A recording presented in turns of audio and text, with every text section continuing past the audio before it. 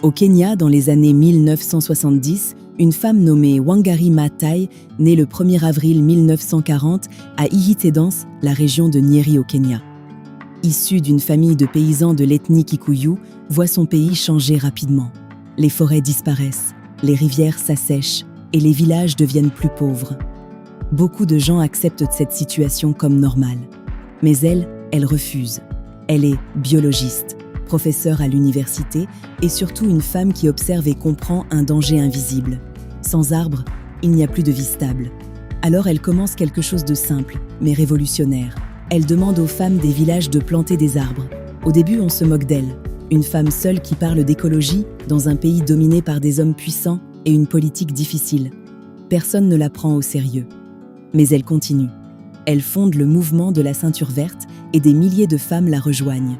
Elle plante des arbres, un par un, sur des terres abîmées. Petit à petit, les paysages changent, les sols revivent et surtout, les femmes gagnent de l'indépendance. Elles sont payées pour leur travail, elles nourrissent leur famille, elles retrouvent une dignité. Mais son combat ne plaît pas à tout le monde. Elle est menacée, emprisonnée et frappée à plusieurs reprises. Pourtant, elle ne recule pas. Elle dit souvent que les petites actions comptent quand elles sont faites avec courage. Des années plus tard, son combat est reconnu dans le monde entier. En 2004, elle reçoit le prix Nobel de la paix.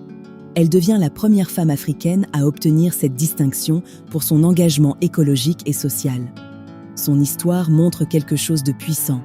Une seule personne, même sans pouvoir, peut changer un pays entier en commençant par une idée simple et une action courageuse.